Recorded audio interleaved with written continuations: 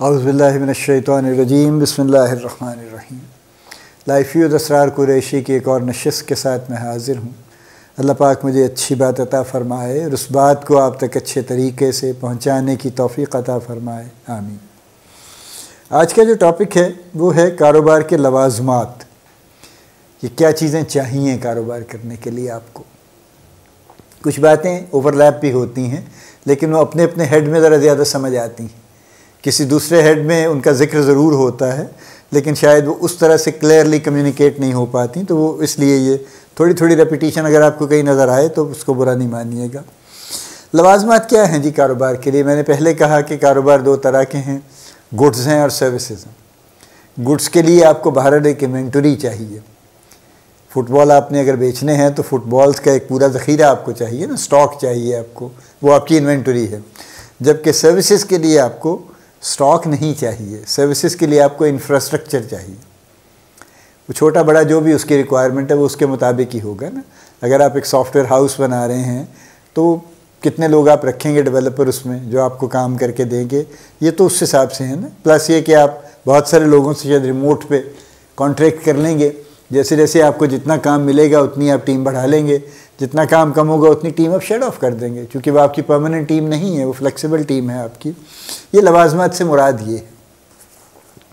मैंने पहले भी कहा कि कारोबार के लिए आपको कैपिटल चाहिए, आपको यानी पैसा चाहिए, आपको लैंड आजकल ज़रूरत नहीं है, पहले ज़माने में होती थी। आजकल आपको टेक्नोलॉजी चाहिए और ये हर चीज़ में चाहिए। सबसे बड़ा जो आजकल जिस पर मैं फ़ोकस करना चाहता हूँ वो टेक्नोलॉजी की बात है कि आप चाहे गुड्स बेच रहे हैं चाहे आप सर्विसेज बेच रहे हैं, आपको टेक्नोलॉजी चाहिए अगर आप कोई बड़ा काम करना चाहते हैं। अगर आप मोहल्ले में किराने की एक दुकान बनाना चाहते हैं जो आपके ख़्याल में उससे बड़ी कभी नहीं होगी, ना आप उसे बड़ा करना चाहेंगे सिवाय इसके कि आपके पास सामान थोड़ा ज़्यादा हो जाएगा, ठीक है। और आपकी दुकान अगर अच्छी चलती है तो कोई आके आइसक्रीम वाला आइसक्रीम का फ्रीज़र रख जाएगा आपके पास, कोई फ्रोज़न फूड वाला आके फ्रोज़न फूड का फ्रीज़र रख जाएगा, और कोई इसी तरह से आपके पास बाकी भी कंपनियों वाले आप पहुँचेंगे और वो अपना अपना स्टॉक आपके पास पैसे ले कर रखेंगे वैसे तो वो, लेकिन हो सकता है कोई क्रेडिट पे भी रखते कि जी आप बेच के पैसे दे दीजिएगा, हफ्ते बाद दे दीजिएगा, 2 हफ्ते बाद दे दीजिएगा। तो ये सब के सब आपके लवाज़मात में चला जाएगा ना बेसिकली, ठीक है। कि ये आपके वो हैं, आपके जो बुनियादी जो ज़रूरतें हैं आपकी, जिससे आपने कारोबार शुरू करना है। तो इंफ्रास्ट्रक्चर चाहिए सर्विसेज में, स्टॉक्स चाहिए आपको गुड्स में, प्लस एक इंफ्रास्ट्रक्चर उन गुड्स को बेचने के लिए भी चाहिए। जो सबसे इम्पॉर्टेंट जो चीज़ है कारोबार में, जो कि जिसकी ज़रूरत है सबसे ज़्यादा, लवाज़मात में से जिसकी ज़रूरत है सबसे ज़्यादा, वो आपके कस्टमर्स हैं। उनके बारे में क्लैरिटी होनी चाहिए कि वो कस्टमर कौन हैं, कहाँ पे हैं, उनको कैसे एंटाइस किया जा सकता है, कैसे आप तक लाया जा सकता है। ये सबसे इम्पॉर्टेंट डायमेंशन है बिज़नेस की एक्चुअली। देखिए ना, every business is for sale, for business. Business का यही मतलब है ना कि आप कुछ बेचेंगे, तो जब आप बेचेंगे तो किसको बेचेंगे? कस्टमर को बेचेंगे। तो कस्टमर कहाँ से आएगा? ठीक है, यानी एक तो वॉक इन कस्टमर है ना, कि हमें पता है कि अच्छा जी सड़क पे बैठे हैं तो कोई ना कोई आ ही जाएगा, अल्लाह करेगा आ ही जाएगा कोई ना कोई।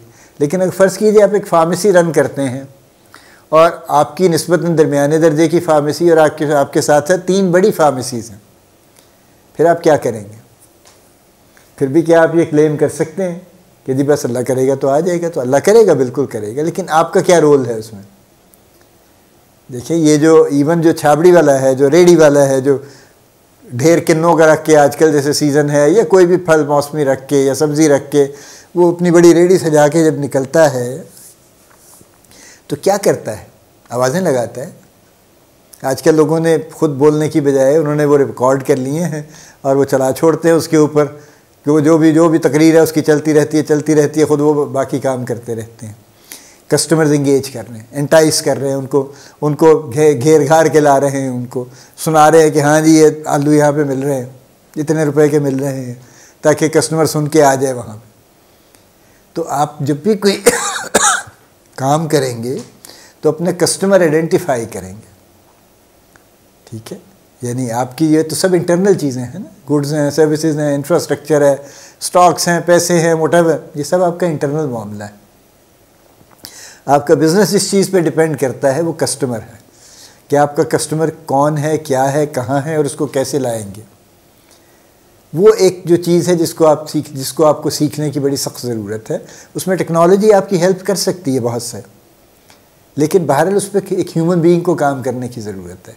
टेक्नोलॉजी अकेली कम से कम पाकिस्तान में नहीं कर पाएगी उसको, ठीक है।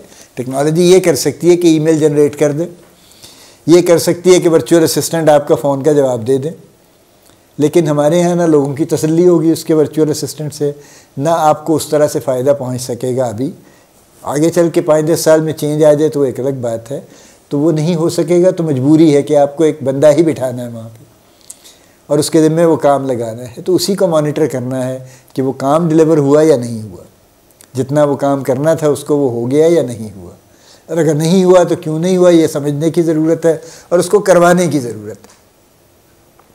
सो कस्टमर कौन है, आपका टारगेट ऑडियंस कौन है, उसकी एज ब्रैकेट क्या है, उसके माली वसाइल क्या हैं, उसका प्रोफाइल क्या है। आजकल बड़ी तफसील होती कि जी मेरा आपने हेयर सैलून खोला है फॉर एग्ज़ाम्पल, तो सैकड़ों और खुले हुए हैं, आपके पास कोई क्यों आएगा। आपको कस्टमर को टारगेट करना पड़ेगा ना कि जी मुझे ये वाली ब्रैकेट चाहिए, मुझे 15 से 25 साल की एज वाले लड़के चाहिए। अगर आपका बॉयज़ सैलून है, 15 से 25 साल वाले लड़कों को मैं फ़ोकस करूँगा, और उसके लिए ज़रूरी है कि मैं उसी तरह के हेयर कट ऑफ़र करूँ, उसके लिए ज़रूरी है मैं उसी तरह का स्टाफ भी रखूँ। अगर मैंने एक 50 साल का नौजवान तो नहीं रहेगा वो चने, अगर 50 साल का मैंने एक बार्बर रख लिया तो 15 से 25 साल वाला नहीं आएगा खुश होकर। मुझे यंग लोग रखने पड़ेंगे जो उनसे वो रिलेट कर सकें, आपस में उनसे वो गपशप भी कर सकें, कोई हेयर स्टाइल पे भी गुफ्तगू हो सकें, उनका अपना भी कोई हेयर स्टाइल होना चाहिए टेढ़ा मेढ़ा कुछ ऐसा जिसको देख के वो आए कि हाँ यार ये इसको पता है हेयर स्टाइल क्या चीज़ होती है। ये लवाजमात हैं सब, ठीक है। लवाजमात की बजाय आप इससे बेहतर लफ्ज़ को ले आइए, मुझे बिल्कुल कतई कोई एतराज़ नहीं है। मेरे जहन में ये लफ्ज़ आया था कि लवाजमात एक तो वो हैं जो बुनियादी हैं और दूसरे वो हैं जो कि एक्चुअली बिज़नेस को सस्टेन करने के लिए। तो मैं वो बुनियादी की तो हमने चूँकि बात कर ली थी, उसकी ज़रूरत नहीं है दोबारा। ये सस्टेन करने वाली, और आपका बिज़नेस सस्टेन हमेशा कस्टमर पे करता है और किसी चीज़ पे नहीं करता। आपकी ठंडे कमरे में कुर्सी पे घूमने से कतन बिज़नेस आपका नहीं बढ़ेगा, ना बाहर धूप में बैठने से बढ़ेगा। ठीक है, आप कहेंगे अच्छा जी मुझे ना बैठने दें आप ठंडे कमरे में, मैं बाहर धूप में जाके मारा फिरता हूँ, उससे भी नहीं बढ़ेगा। आपका बिज़नेस बढ़ेगा अपने कस्टमर को आइडेंटिफाई करने से कि मेरा कस्टमर एग्जैक्टली कौन है, और फिर उसको किसी ना किसी तरह अप्रोच करने से, और फिर उसको वो बात कहने से जो उसको अपील करे और वो सुन के आ जाए आपके पास, चला आए। ये है जो असल काम है करने का, और मैं इस नशिस्त में मैं इस पे फोकस कर रहा हूँ, क्योंकि बेशुमार बिजनेसेस के फ्लॉप होने की वजह ये है कि वो अपने कस्टमर को फोकस नहीं करते। जैसे मेरा एक एतराज़ और भी है, मेरा एक एतराज़ ये है कि कई रेस्टोरेंट्स ऐसे मैंने देखे हैं जो कि बड़े अच्छे चलते भी हैं और उनके पास एक देसी फूड्स की एक असॉर्टमेंट है, ठीक है, और वो अच्छी बनाते हैं, वो सबको पता है, लोग आते भी हैं और उनसे खाते भी हैं। अब उन्होंने साथ में पर्चा और भी छाप लिया है जिसमें चाइनीज़ भी, चाउमीन भी है, तो नूडल्स भी हैं, तो उन्होंने उसमें मंचूरियन भी डाल दिया है, तो गार्लिक भी डाल दिया है, फलाना भी डाल दिया है, उसके साथ उन्होंने बर्गर और सैंडविच भी दे दिए हैं। क्या है ये? What are you trying to do? आप अपना एक ट्रेड अगर कायम रखें तो आपके पास उस ट्रेड से लोग आते रहेंगे ना, फिर उनको पता होगा कि ये जगह अच्छी है, यहाँ पे ये मिलता है, बजाय इसके कि आप अपने आप को बजाय देखें ना, अगर आप 25 से 50 साल वालों को टारगेट फॉर एग्जांपल कर रहे हैं तो फिर उन्हीं को टारगेट कर लीजिए ना। फिर आप 5 साल से लेके तो 80 साल तक को टारगेट क्यों करते हैं? फिर ये वर्केबल नहीं है। आई एम सो सॉरी, ये वर्केबल नहीं है। You need to confine yourself to a certain age bracket कि ये मेरा टारगेट ऑडियंस है, और फिर आपको उसकी साइकोलॉजी को सामने रखते हुए उसके मुताबिक अपने आप को ढालना पड़ेगा, उसके मुताबिक आपको अपनी प्रमोशन करनी पड़ेगी, अपना फेस उसके मुताबिक बनाना पड़ेगा, आपको गुफ्तगू उसी तरह की चलानी पड़ेगी, आपको हाल हुलिये अपने और अपने स्टाफ के उस तरह के बनाने पड़ेंगे, तब जाके आप ये चीज़ इस्टेब्लिश कर पाएंगे। मैं हर बात में यहाँ कर नहीं सकता, इतना टाइम हो नहीं सकता ना कि मैं इतनी हर चीज़ की तफसील पूरी निकाल दूँ, लेकिन हिंट्स मैं आपको दे सकता हूँ।